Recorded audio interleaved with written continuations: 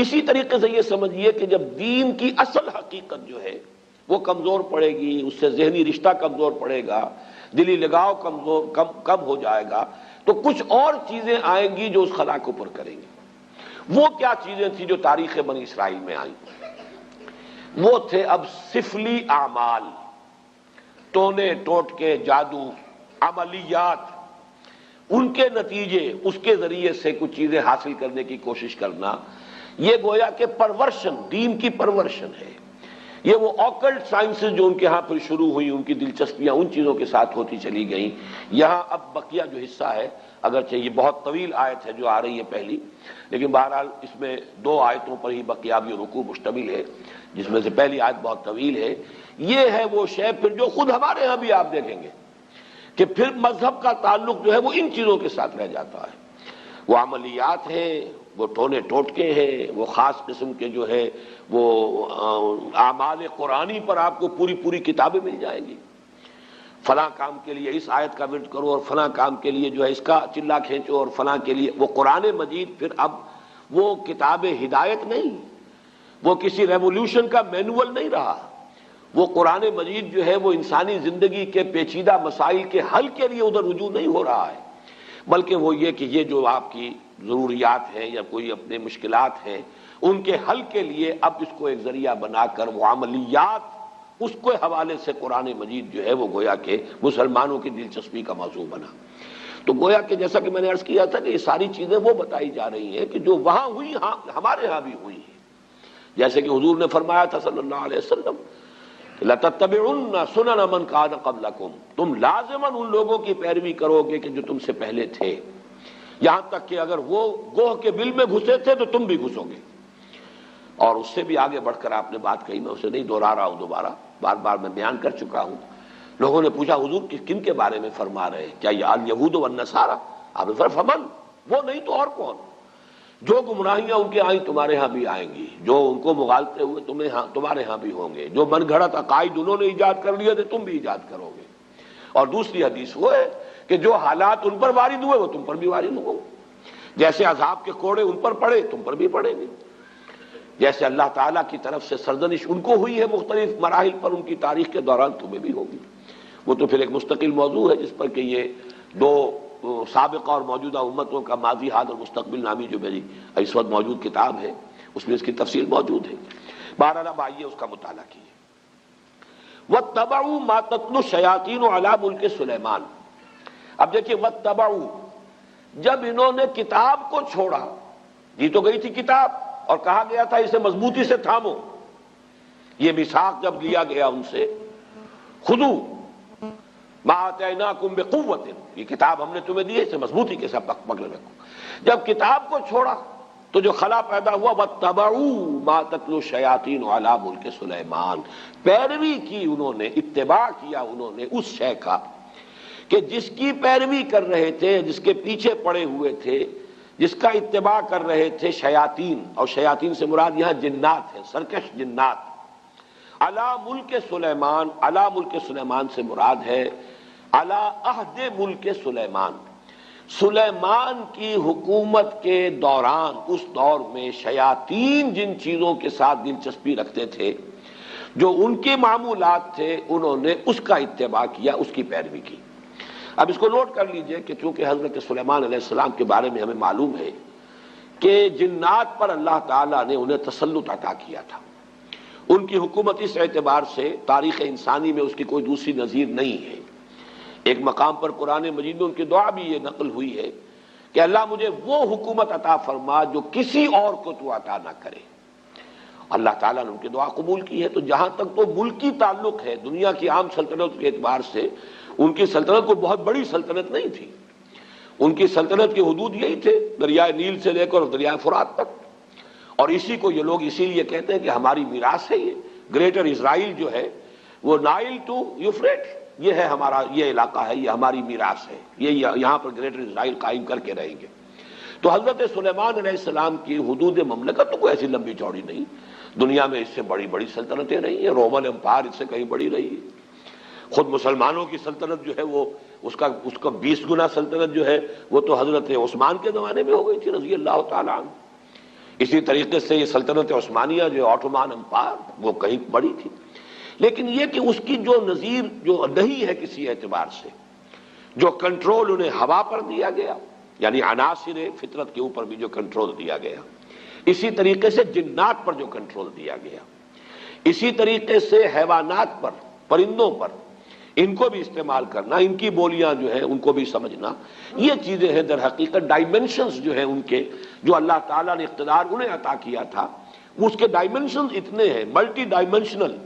کہ اس کی کوئی دوسری نظیر نہیں ہے تاریخ انسانی کے اندر موجود۔ بہرحال اسی میں چونکہ یہ جنات بھی تھے،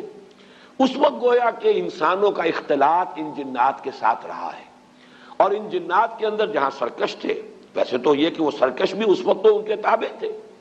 قرآن مجید میں موجود ہے، مقررین بالاسفاد، وہ زنجیروں کے اندر جکڑے ہوئے ہوتے تھے جبکہ کام ان سے لیا جا رہا تھا۔ وہ تو اللہ تعالیٰ نے خصوصی ایک معجزانہ غلبہ ہے جو حضرت سلیمان علیہ السلام کو پر عطا کیا تھا، لیکن ان کا جو اختلاط رہا انسانوں کے ساتھ، اس میں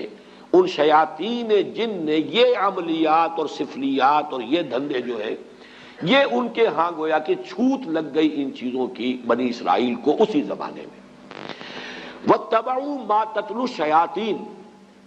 یہ لفظ تتلو کو بھی سمجھ لیجئے، یہ تلاوت کا لفظ بھی اسی سے ہے، تلا یتلو تلاوتن، اس کے معنی پڑھنا،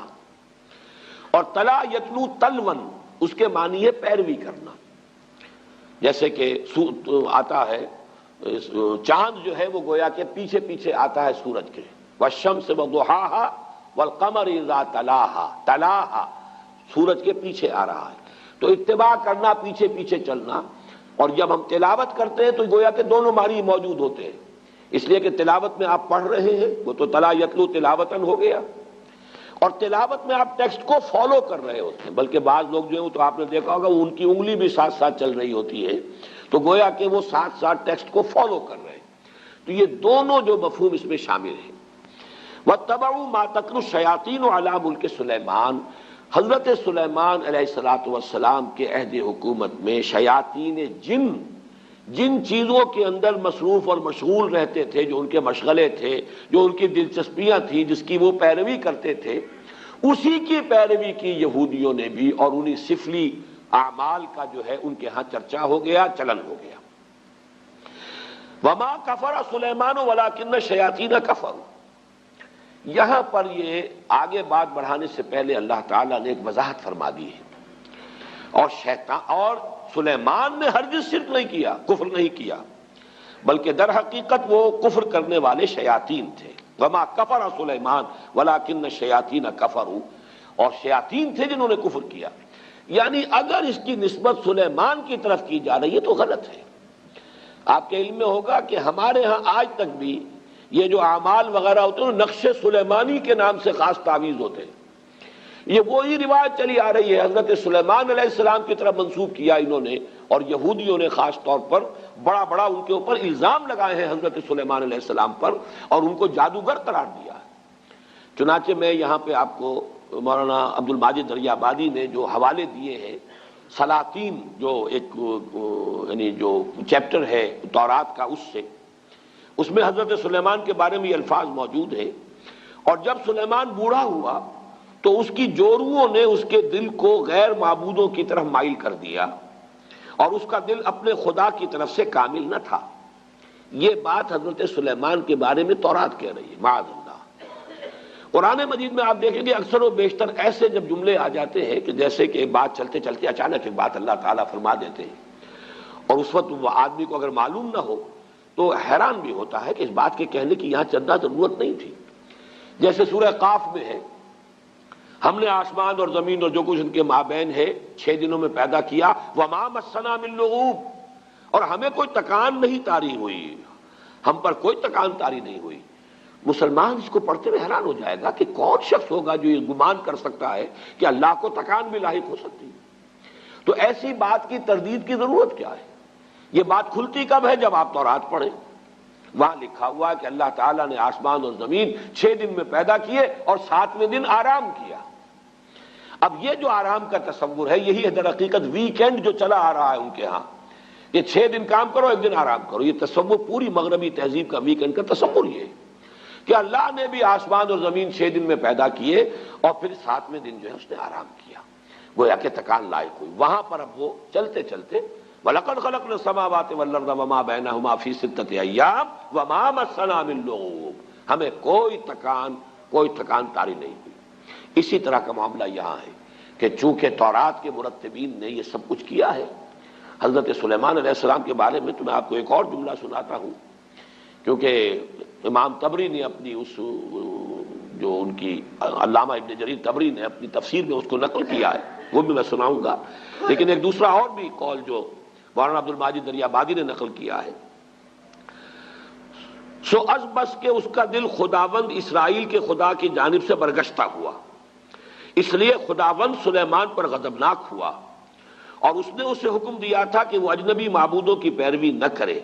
پر اس نے اپنے خداوند کے حکم کو یاد نہ رکھا۔ وہی کنگز سلاطین نامی جو چیپٹر ہے اولڈ ٹیسٹمنٹ کا، اسی سے یہ دونوں میں نے آپ کو حوالے سنائے ہیں۔ اس کی نفی ہے جو قرآن نے یہاں کیا ہے، وَمَا كَفَرَ سُلَيْمَانُ وَلَٰكِنَّ الشَّيَاطِينَ كَفَرُوا۔ سلیمان تو ہمارے بندے، ہمارے نبی اور ہمارے پسندیدہ بندے، ان کی طرف اس طرح کی نسبت کرنا جو ہے یہ غلط ہے۔ یہ شیاطین تھے، وہاں جنات تھے، اس وقت چونکہ رہا اختلاط، انہوں نے یہ سارا جو ہے کفر پھیلایا اور یہ سارے سفلی علوم جو ہے وہ ان کے ذریعے سے یہودیوں کے اندر سرایت کر گئے۔ یہاں میں علامہ ابن جریر طبری کا بھی حوالہ آپ کو سنا دوں۔ قال بعض احبار الیہود، علامہ ابن جریر فرماتے ہیں کہ یہود کے بڑے بڑے علماء میں سے بعض نے یہ کہا ہے، وہ یہ کہتے تھے آپس میں، الا تعجبون من محمد، آپس میں گفتگو کرتے ہیں، تمہیں تعجب نہیں ہوتا محمد پر صلی اللہ علیہ وسلم، یزعم ان ابن داؤد کان نبیا، وہ یہ بتا رہا ہے، کہہ رہا ہے محمد صلی اللہ علیہ وسلم کہ ابن داؤد یعنی حضرت داؤد کے بیٹے تھے حضرت سلیمان، وہ نبی تھے۔ وما کان الا ساحرا، وہ تو سوائے ایک جادوگر کے اور کچھ تھا ہی نہیں۔ سلیمان کی یہ شان ہے جو تورات کے یہ مرتبین جو ہے انہوں نے اپنے ہاں درج کی ہوئی، تو اس کی نفی قرآن مجید نے یہاں کی ہے۔ جہاں جہاں موقع ملتا ہے، جو بھی پردے ڈال دیے گئے تھے انبیاء کی سیرت و کردار پر یا داغدار کر دیا گیا تھا، قرآن مجید نے ان داغوں کو دھبوں کو دھویا ہے، اور اس کا بھی ایک خاص سبب تھا اصل میں، کیوں بنی اسرائیل نے اپنے انبیاء کی سیرتوں کو داغدار کیا، اس کا سبب بھی سمجھ لیجئے۔ دیوانہ بکار خیش ہوشیار یہ بغیر کسی سبب اور بغیر کسی مقصد کے نہیں تھا۔ جب ان کے علماء کے اندر اخلاقی زوال آیا، انحطاط آیا، اب لوگ ان پر انگلیاں اٹھاتے تھے کہ تم اتنے بڑے عالم ہو کر، اتنے بڑے مذہبی رہنما ہو کر یہ تمہاری حرکت۔ انہوں نے اپنے دفاع میں نبیوں کے اوپر اس طرح کے چھینٹے اڑا کر کہ یہ تو ہوتا ہی ہے، جب نبی ایسے تھے تو اگر ہمارے ذریعے سے کچھ ہو گیا تو کون سی بڑی بات ہو گئی، ہم تو پھر نبی بھی نہیں ہیں۔ یہ اپنے آپ کو بچانے کے لیے در حقیقت، اور یہ اس کی مثالیں اور بھی تاریخ میں آپ کو ملیں گی، میں زیادہ تفصیل میں اس وقت نہیں جانا چاہتا، لیکن اس وقت صرف یہ وضاحت میں کرنا چاہتا تھا کہ وما کفر سلیمان ولکن الشیاطین کفروا یعلمون الناس السحر، وہ لوگوں کو سحر سکھاتے تھے۔ اب یہ سحر جو ہے جو کہ شریعت محمدی صلی اللہ علیہ وسلم میں یہ کفر ہے، آگے آ جائے گا، اس کی وضاحت کی گئی ہے۔ جادو ہے تو حقیقت، لیکن جادو کرنا کفر ہے، اگرچہ اس میں اختلاف ہمارے بعض فقہا کا ہے کہ آیا سیکھا بھی جائے یا نہ جائے، یعنی اس لیے کہ بعض اوقات توڑ کرنا پڑتا ہے کسی جادو کا، تو اگر آپ اس فن کے واقف نہیں ہوں گے تو آپ اس کا توڑ کیسے کریں؟ اس حوالے سے تو رائے ہے کہ اس کی معلومات اس کے بارے میں حاصل کی جا سکتی ہیں، لیکن بعض فقہا کے نزدیک اس کا سیکھنا کرنا تو ہے ہی ہے کفر، اس میں تو شک ہے ہی نہیں، خود جادو کرنا، لیکن جادو کا علم حاصل کرنا یہ بھی کفر ہے، یہ بھی ممنوع ہے، یہ بھی حرام ہے، اس لیے کہ ظاہر بات ہے کہ وہ ذریعہ کفر بننے والی شے ہے۔ یعلمون الناس السحر، اس کی اصل حقیقت کیا ہے وہ میں ذرا تھوڑی دیر میں آگے جو موضوع آ رہا ہے اس کے حوالے سے بات کروں گا۔ وما انزل علی الملکین ببابل ہاروت و ماروت، یہ ماں جو ہے اس کا عطف ہے واتبعوا ما تتلو الشیاطین، وہ ماں جو آیا تھا انہوں نے پیروی کی اس شے کی جو شیاطین جن جس مشغلوں کے اندر مصروف رہے تھے ان کی پیروی کی، اسی ماں پر، وما یعنی جو انہوں نے پیروی کی تھی ان کی، کہ جو حضرت سلیمان علیہ السلام کے زمانے میں شیاطین جو کچھ سکھاتے تھے اس کی پیروی کی، وما انزل علی الملکین ببابل ہاروت و ماروت، اور پیروی کی انہوں نے اس کی جو نازل کیا گیا دو فرشتوں پر جو ہاروت اور ماروت تھے بابل میں۔ یہاں پہلے میں چاہتا ہوں کہ جو مختلف آراء ہیں وہ بیان کر دوں۔ یہ ملکین جو ہے لام کے زبر کے ساتھ، یہ ہے ہماری جو معروف اور مشہور قرات ہے، دو فرشتے۔ لام کی زیر کے ساتھ اس کے معنی ہو جائیں گے دو بادشاہ۔ یہ دونوں قراتیں سلف میں موجود ہیں۔ جو لوگ اس کو ملکین پڑھتے ہیں اس کا مطلب یہ ہے کہ بابل کے دو بادشاہوں کا ذکر یہاں ہو رہا ہے کہ ان کا یہ شغل تھا جو بھی تھا، جس کا تذکرہ میں بعد میں کروں گا کہ کیا شغل تھا، لیکن ابھی صرف یہ نوٹ کر لیجئے کہ ہمارے ہاں کی مشہور قرات ملکین ہے، اور تقریباً مفسرین کا اجماع اس پر ہے کہ ملکین ہے، یہ فرشتے ہیں دو کہ جو بابل میں اتارے گئے تھے۔ وما انزل علی الملکین ببابل ہاروت و ماروت، اگر تو ملکین پڑھا جائے اس کو دو بادشاہ تو پھر اشکال بہت سے رفع ہو جاتے ہیں، پھر بہت سی چیزیں جو ہیں جو مسائل اس میں پیدا ہوتے ہیں تفسیری، ان کا حل ہو جاتا ہے۔ لیکن جیسا کہ میں نے عرض کیا، اگرچہ یہ قرات ہمارے ہاں ہے لیکن اکثر مفسرین کا اجماع یہی ہے کہ یہ ملکین ہی ہے اور یہ مراد اس سے فرشتے ہیں۔ بابل در حقیقت قدیم نام ہے ملک عراق کا، پورے ملک کا نام بھی بابل، اور اس کا جو صدر مقام تھا وہ بھی بیبیلونیا، وہ بھی بابل تھا۔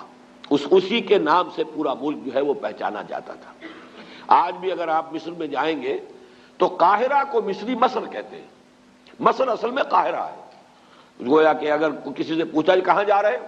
اگر آپ نے کہیں اسماعیلیہ میں یا کہیں اسکندریہ میں پوچھا کہاں جا رہے، مصر، یعنی مصر جا رہا ہوں، حالانکہ وہ مصر ہی میں ہے اس وقت، لیکن یہ کہ وہ قاہرہ کو مصر کہتے ہیں۔ اسی طریقے سے یہ بیبیلونیا، یہ بابل جو ہے یہ پورے ملک کا نام بھی تھا اور اس صدر مقام کا بھی۔ یہ صدر مقام جو ہوتا تھا یہ آج کے بغداد سے 60 میل جنوب میں اسی دریائے فرات کے کنارے پر یہ شہر آباد تھا بیبیلونیا۔ تو در حقیقت وہاں چونکہ اب یہ ذہن میں رکھیے کہ فلسطین مغرب میں ہے، شام کا علاقہ ہے، یہ عراق جو ہے یہ اس کے مشرق میں ہے، اس سے مشرق میں پھر ایران ہے۔ ان تین ملکوں کے ساتھ جو ہے معاملہ رہا ہے یہود کی تاریخ کا، کہ یہود پر جب نبوکدنضر جو تھا وہ بادشاہ تھا بیبیلونیا کا، عراق کا، اس نے حملہ کیا تھا 6 صدی قبل مسیح میں، اور اس کے بعد جو اس نے یہ یوں سمجھیے کہ تقریباً حضرت سلیمان علیہ السلام کے 300 برس بعد، حضرت سلیمان کا زمانہ تو یہ تو گویا کہ تاریخ بنی اسرائیل کا جو ان کا گولڈن پیریڈ ہے، سنہری دور، اس کا نقطہ عروج ہے حضرت سلیمان کا دور۔ حضرت سلیمان کے انتقال کے ساتھ ہی ان کی مملکت 2 حصوں میں تقسیم ہو گئی، 2 بیٹوں کے مابین، ایک شمالی اس کا نام اسرائیل تھا اور ایک جنوبی اس کا نام یہودا تھا۔ یہ 2 مملکتیں بن گئی حضرت سلیمان کے انتقال کے فوراً بعد۔ زوال شروع ہوا، پہلے وہ اسرائیل تباہ ہوا، پھر یہ یہودا بھی جو ہے تباہ ہوا ہے نبوکدنضر کے ہاتھوں، اور ہیکل سلیمانی مسمار ہوا، 6 لاکھ آدمی اس نے قتل کیے یہودی، 6 لاکھ کو قیدی بنا کر لے گیا۔ یہ جو قیدی بنا کر لے کر گیا ہے، اور یروشلم میں ایک متنفس باقی نہیں رہا۔ یہ کیپٹیوٹی کا دور جو تھا، اس دور میں انہوں نے جو عراق میں جادو والا معاملہ تھا یہ وہاں پر جا کر سیکھ لیا۔ گویا کہ 2 آتشہ ہو گیا یہودیوں کا معاملہ، یہ جنتر منتر، جادو، عملیات، سفلیات، آکلٹ سائنسز ان کی جتنی تھی۔ ایک تو یہ کہ جو پہلے سے فلسطین میں موجود تھا یہ معاملہ، یہ انہوں نے وہاں سے شروع کیا، حضرت سلیمان کے زمانے میں ان جنات سے سیکھ لیا۔ اب ظاہر بات ہے کہ مکھی کی سرشت ہے وہ گندگی پر بیٹھتی ہے، جن کی مزاج کے اندر گندگی ہے وہ تو جہاں سے بھی ہوگا گندگی اس کو حاصل کر لیں گے۔ حضرت سلیمان کے زمانے میں وہ شیاطین جن سے حاصل کیا۔ اب کیپٹیوٹی کے دور میں انہوں نے مزید جو ہے عراق میں بھی جو بہت بڑا گڑھ تھا اس قسم کی چیزوں کا، وہاں سے بھی انہوں نے سیکھا۔ تو گویا کہ یہ تمام چیزیں ان کے اندر رچ بس گئیں، ان کی شخصیتوں کے اندر، ان کے مزاج میں، جسے ہم محاورے میں کہتے ہیں گھٹی میں پڑ گئی۔ وما انزل علی الملکین ببابل ہاروت و ماروت، اور انہوں نے پیروی کی اس کی جو نازل کیا گیا 2 فرشتوں پر جو بابل میں تھے، ہاروت اور ماروت۔ اب یہ کہ وہ کیا نازل کیا گیا اس مسئلے کو سمجھ لیجئے۔ ایک رائے تو یہ ہے ہمارے ہاں، ایک تو خیر قصہ بیان ہوتا ہے، وہ قصہ تو ہمارے اکثر مفسرین نے، وہ یہود کی خرافات میں سے ہے، اس کو سب نے رد کیا ہے، لہذا میں اس کا تذکرہ بھی نہیں کرنا چاہتا۔ عام طور پر جو بات کہی جاتی ہے وہ یہ ہے کہ اللہ تعالیٰ کی چونکہ ایک سنت ہے کہ کسی قوم پر عذاب سے پہلے پھر آخری امتحان، کوئی آخری ٹیسٹ، آخری فتنہ کہ جس سے ان کے اندر کتنی کچھ خباثت آ چکی ہو وہ ظاہر ہو جائے. اس کے لیے آزمائش کے لیے اللہ تعالیٰ مختلف صورتیں پیدا فرماتے ہیں. جب ان کے ہاں ان چیزوں کا رواج بہت ہو گیا تو اللہ تعالیٰ نے 2 فرشتوں کو انسانی شکل میں بھیجا، اور وہ فرشتے جو ہیں وہ ان کو کچھ وہ جادو وغیرہ کی تعلیم دیتے تھے، لیکن کہہ دیتے تھے دیکھو یہ کفر ہے، ہم فتنہ ہیں، مت سیکھو. لیکن یہ کہ اگر سیکھنا چاہتے ہو تو ٹھیک ہے، اگر تمہاری طلب یہی ہے، تاکہ معلوم ہو جائے کہ ان کی طلب کس شے کی ہے، ان کی اپنی فطرت کس درجے مسخ ہو چکی ہے. اتمام حجت کے لیے کہ بات واضح ہو جائے، جیسے کہ قرآن مجید میں آتا ہے مختلف مواقع پر کہ اللہ تعالیٰ ان کی رسی دراز کر رہا ہے. کیوں کر رہا ہے؟ تاکہ جو ان کا خبث باطن ہے پورے طور پر ظاہر ہو جائے، تاکہ پھر یہ پوری طرح سزا کے مستوجب ہو جائیں، مستحق ہو جائیں. جو سزا ملے وہ واقعتاً ثابت ہو کہ یہ ان کی خباثت اسی درجے کی تھی کہ اتنی سزا انہیں ملنی چاہیے تھی. اس معنی میں گویا کہ آزمائش کے طور پر، چنانچہ یہاں کے الفاظ پڑھ لیجئے، وَمَا يُعَلِّمَانِ مِنْ أَحَدٍ، اور وہ نہیں سکھاتے تھے کسی کو کچھ بھی، حَتَّى يَقُولَا، یہاں تک کہ وارن کر دیتے تھے، إِنَّمَا نَحْنُ فِتْنَةٌ فَلَا تَكْفُرْ، ہم فتنہ ہیں، آزمائش ہے، تو تم کفر مت کرو، کفر مت سیکھو، کفر سے دلچسپی نہ رکھو. لیکن ان کا حال کیا تھا؟ فَيَتَعَلَّمُونَ مِنْهُمَا، وہ سیکھتے تھے وہ لوگ ان دونوں سے، ان فرشتوں سے، مَا يُفَرِّقُونَ بِهِ بَيْنَ الْمَرْءِ وَزَوْجِهِ، جس سے تفریق کر سکے وہ کسی شخص اور اس کی بیوی کے مابین. اب سفلیات کا علم جو ہے وہ تو آپ کو معلوم ہے آج بھی جادو ٹونے ٹوٹکے انہی چیزوں میں چلتے ہیں. کسی کے گھر کو اجاڑنا ہے، کسی کے ہاں اولاد نہیں ہو رہی ہے تو وہ دوسرے کے ہاں کی اولاد جو ہے وہ بھی اس کو کھل رہی ہے، اس عورت کو، اس کی اولاد مر جائے اور مجھے اولاد جو ہے وہ مجھے ہو جائے. یہ سارے ٹونے ٹوٹکے جو عورتوں کے چل رہے ہوتے ہیں وہ اکثر و بیشتر انہی چیزوں کے اندر ہے. قرآن مجید نے بھی وہی جو سب سے زیادہ دکھتی ہوئی رکھ تھی اسی کو پکڑا ہے. فَيَتَعَلَّمُونَ مِنْهُمَا مَا يُفَرِّقُونَ بِهِ بَيْنَ الْمَرْءِ وَزَوْجِهِ، بجائے اس کے کہ گھروں کو آباد رکھیں، گھر ہنستا بستا ہے، شوہر اور بیوی کے مابین موافقت ہے، یگانگت ہے، گھر آباد ہے، تو بجائے اس کے کہ وہ اس کو دیکھ کر جو ہے خوش ہو، اس کے اندر کوئی فساد پیدا کرنا، کوئی اختلاف پیدا کرنا، ان کے درمیان کوئی دنگا اور لڑائی کی شکل پیدا کرنا، تفرقہ پیدا کر دینا. یہ بھی ہو سکتا ہے کہ کوئی شخص جو ہے کسی عورت کی سے خود شادی کا خواہش مند ہو اور اس کے لیے اس نے یہ سارے جو ہے ہتھ کنڈے کیے ہو. ما یفرقون بھی، اب بھی جو تعویذ بکتے ہیں محبوب قدموں میں آ کر گرے گا، تو وہ تو تعویذ جو ہے وہ انہی چیزوں کے لیے، تو وہ یہ تعویذوں گنڈوں کا کام جو ہے سب سے زیادہ جو اس میں ہاٹ کیکس کی طرح بکنے والے ہیں وہ تو ظاہر بات ہے اسی دھندے سے متعلق ہے. وما هم بضارین بہ من احد الا باذن اللہ، حالانکہ نہیں تھے وہ ضرر پہنچانے والے کسی کو اس کے ذریعے سے مگر یہ کہ اللہ کے حکم سے. توحید کا تقاضا یہ ہے کہ کسی شے میں کسی تاثیر کو مستقل نہ مانا جائے جب تک کہ اللہ کا اذن نہ ہو. کسی شے میں تاثیر ہونا یہ اور چیز ہے. اللہ تعالیٰ نے آگ میں تاثیر رکھی ہے کہ وہ جلاتی ہے، لیکن اس کا جلانا بالفعل اللہ کے اذن پر منحصر ہے. اللہ نہیں چاہے گا نہیں جلائے گی آگ. تو اگر آگ سے اس کی صفت منفک ہو سکتی ہے، جدا ہو سکتی ہے، تو ظاہر بات ہے اور چیزیں جتنی بھی ہیں ان میں تاثیرات تو ہیں، لیکن ان تاثیرات کا بروئے کار آنا، بالفعل نتیجہ خیز ہونا اللہ کے اذن کے بغیر نہیں ہے. چونکہ یہود جو ہے وہ توحید کے مدعی ہے، اور یہ ماننا پڑتا ہے دنیا میں جتنی توحید ان میں رہی ہے، باقی آپ مسلمانوں کے معاملے کو چھوڑ دیجئے، وہ تو پھر ایک یعنی آخری امت ہے اور جس طریقے سے تکمیل ہوئی ہے اور دین کی حفاظت کا اللہ نے انتظام کیا ہے تو وہ معاملہ علیحدہ ہے. باقی مسلمانوں کو، اس امت محمد صلی اللہ علیہ وسلم کو علیحدہ کر دیجئے تو تاریخ انسانی میں توحید کا اتنا چرچا کسی قوم میں نہیں رہا جتنا یہود میں رہا، اس میں کوئی شک نہیں. ان کے ہاں وہ شرک کی وہ دوسری علائشیں جو ہیں توہمات شرک کم آئے ہیں، لیکن یہ کہ ان معاملات کے اندر اللہ تعالیٰ نے اسی لیے حوالہ دیا کہ توحید کے اگر قائل تھے تو اس کا تو نتیجہ یہ نکلنا چاہیے کہ کسی شے میں کوئی تاثیر بغیر اذن رب اس کا کوئی ظہور نہیں ہو سکتا، نتیجہ خیز نہیں ہو سکتی. لہذا ان معاملات کے اندر دلچسپی لینا در حقیقت توحید کے منافی ہے. وَيَتَعَلَّمُونَ مَا يَضُرُّهُمْ وَلَا يَنفَعُهُمْ، اور وہ سیکھتے تھے وہ چیزیں جو انہیں نقصان پہنچاتی تھی، فائدہ نہیں پہنچاتی تھی.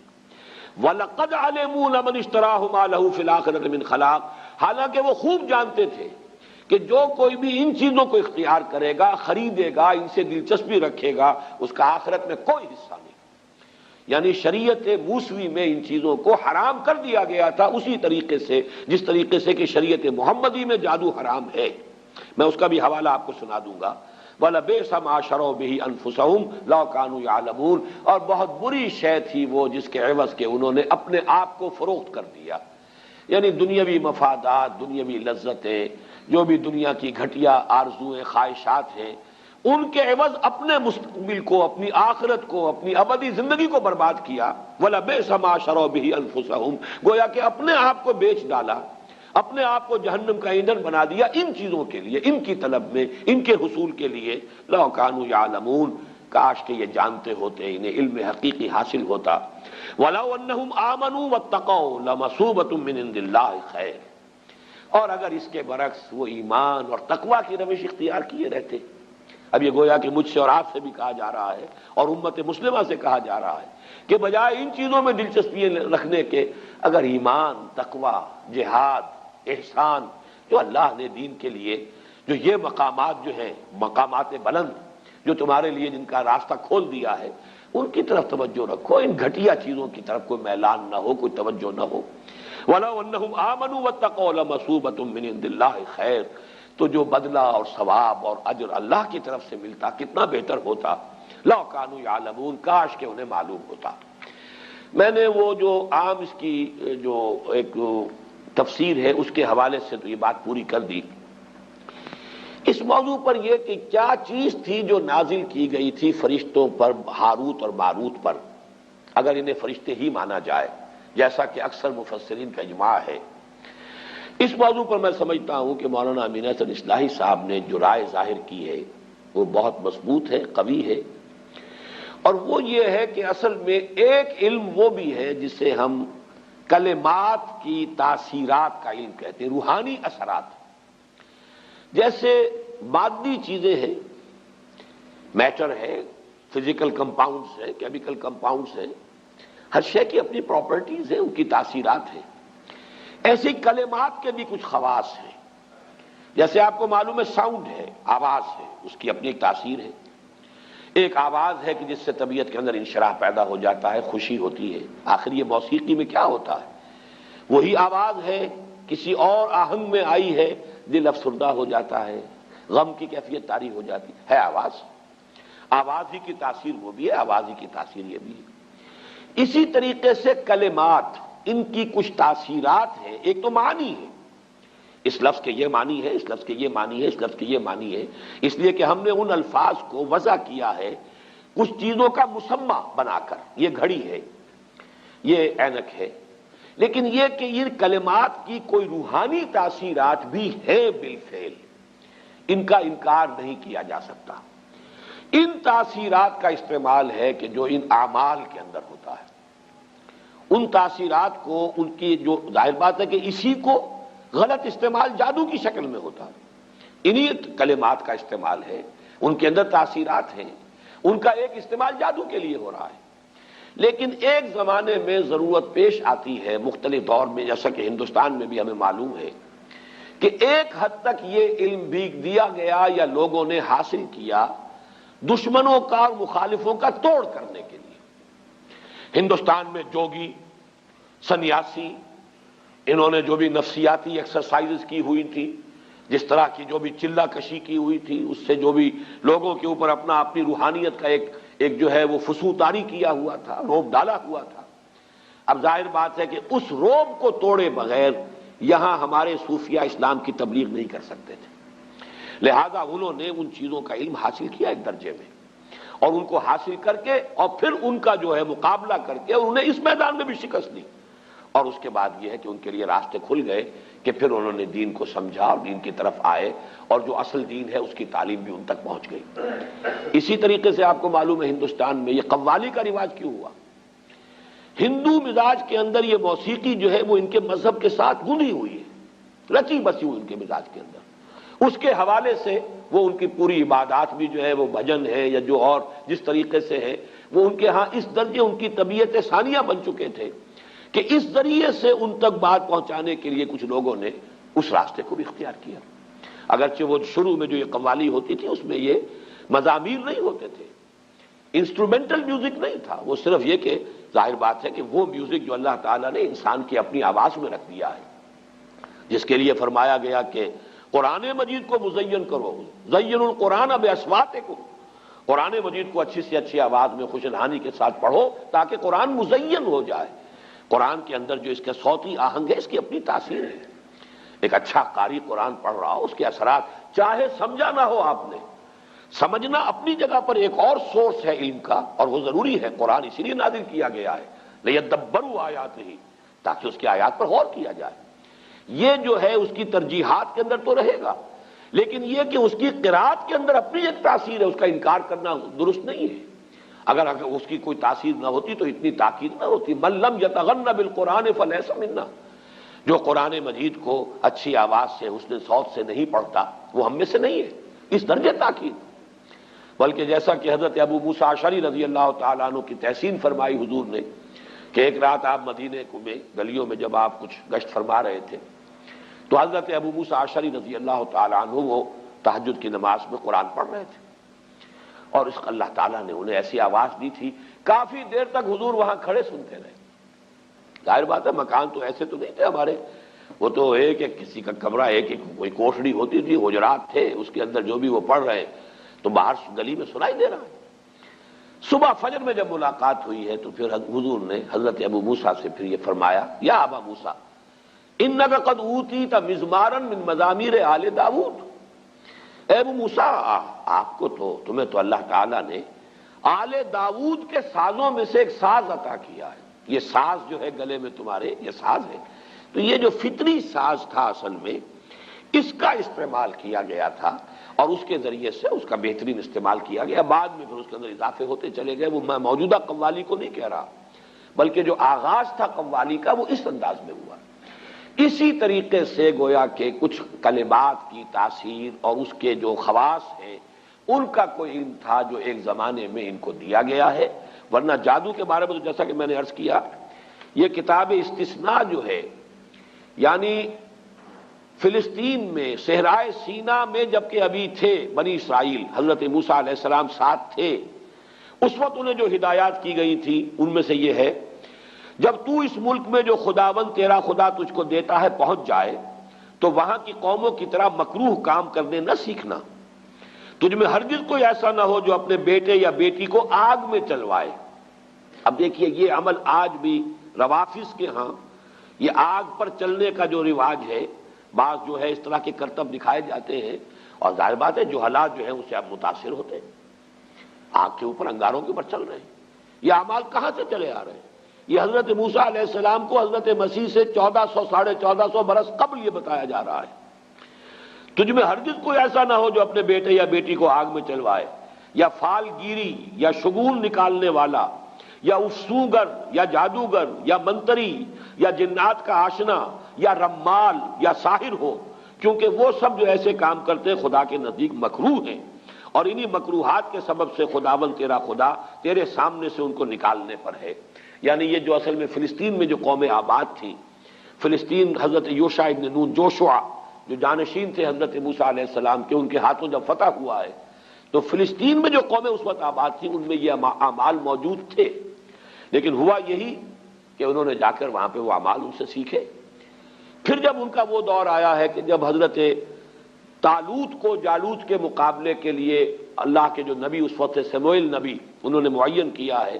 تو جو اصلاحات ان کے ذریعے سے ہوئی ہیں، اور ساؤل اصل میں نام ہے تورات میں حضرت طالوت کا،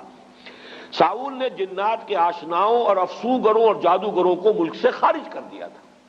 پرج ہوئی ہے جو ان کا جو گولڈن پیریڈ شروع ہوا، حضرت طالوت، حضرت داؤد، حضرت سلیمان، یہ 100 برس ہیں ان کے گولڈن پیریڈ کے، تو یہ پرج کر دی گئی تھی۔ لیکن پھر حضرت سلیمان علیہ السلام کے زمانے میں وہ جنات کے ساتھ جو ان کا خلا ملا ہوا، پھر وہ شیطانی اعمال، سفلی اعمال، وہ جادو، وہ ٹونے ٹوٹکے آ گئے، اور 2 آتشہ ہو گیا معاملہ یہ جب یہ عراق میں رہے، بیبیلونیا میں کیپٹیوٹی میں، حالت اسیری میں، پھر وہاں پر جو معاملہ اپنی انتہا کو پہنچا تو اللہ تعالیٰ نے پھر وہاں پر جو ہے ان فرشتوں کو جو معروف تفسیر ہے اس کے مطابق فتنہ بنا کر بھیجا،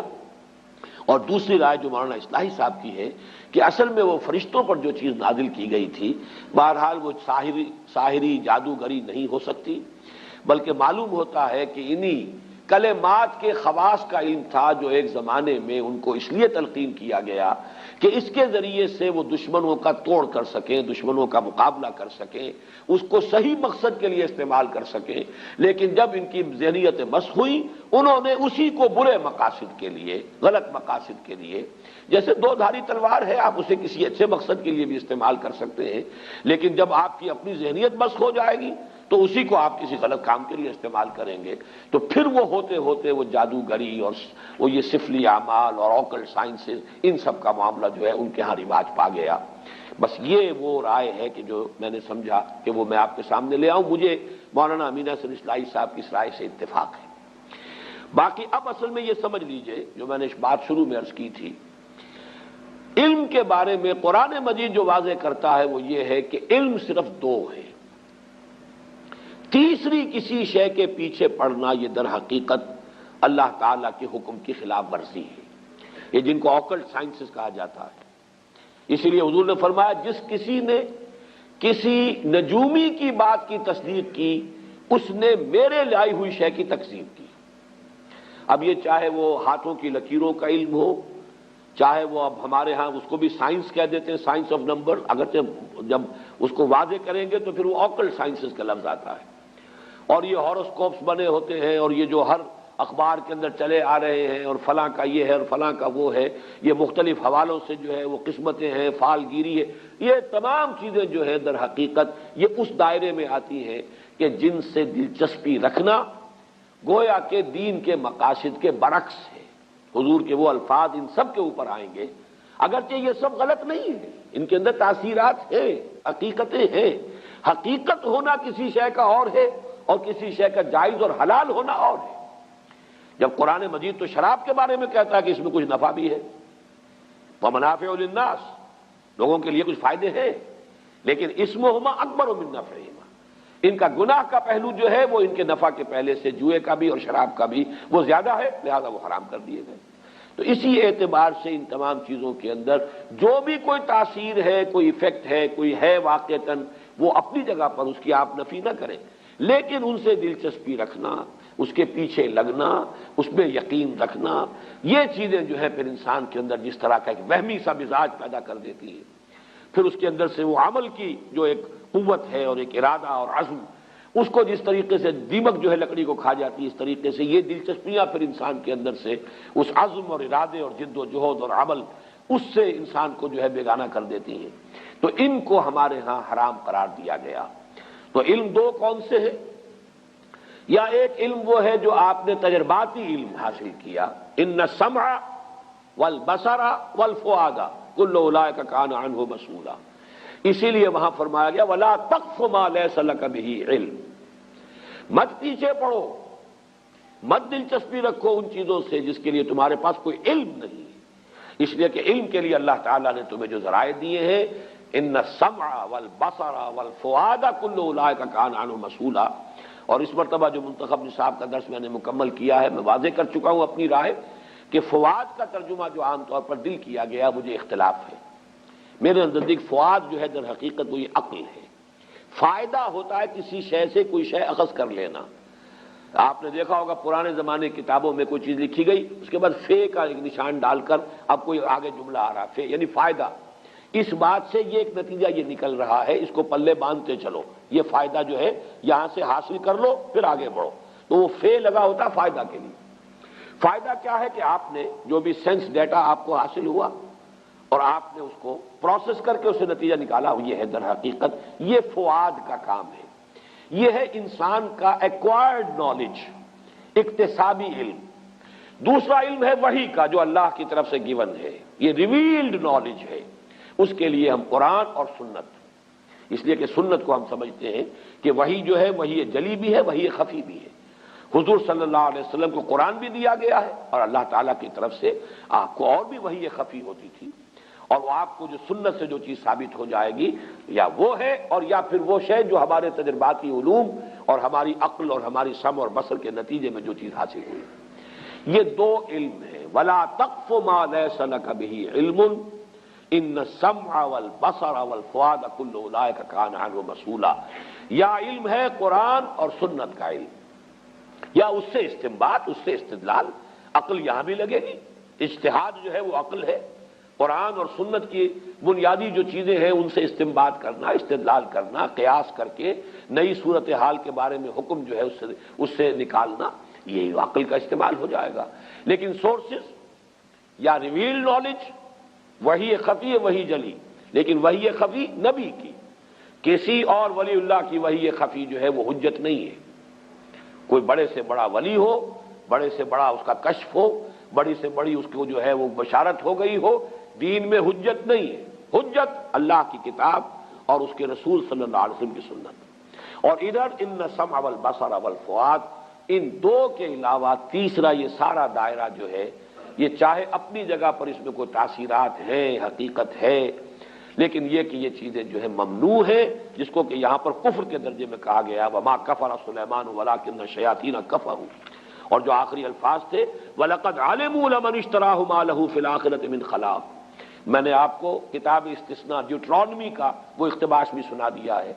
جو حضرت موسیٰ علیہ السلام کے زمانے میں انہیں کہہ دیا گیا تھا کہ ان چیزوں کی طرف نہ جانا، ان سے دلچسپی نہ لینا. ان کے علم میں تھا یہ کہ جو کوئی بھی ان چیزوں سے دلچسپی رکھیں گے، ان کی پیروی کریں گے، ان کے درپے ہوں گے، ان کا آخرت میں کوئی حصہ نہیں. وَلَبِئْسَ مَا شَرَوْا بِهِ أَنفُسَهُمْ. لیکن انہوں نے ان چیزوں میں مشغول ہو کر، ان میں دلچسپی لے کر برا انجام اپنے لیے خرید لیا، اپنی جانوں کو فروخت کر دیا بڑی بری شے کے لیے. لَوْ كَانُوا يَعْلَمُونَ، کاش کہ انہیں معلوم ہوتا. وَلَوْ أَنَّهُمْ آمَنُوا وَاتَّقَوْا لَمَثُوبَةٌ مِّنْ عِندِ اللَّهِ خَيْرٌ. اور اگر وہ ایمان اور تقوی کی روش پر قائم رہتے تو اللہ کی طرف سے اجر و ثواب بہت بہتر رہتا. لَوْ كَانُوا يَعْلَمُونَ، کاش کہ وہ جانتے.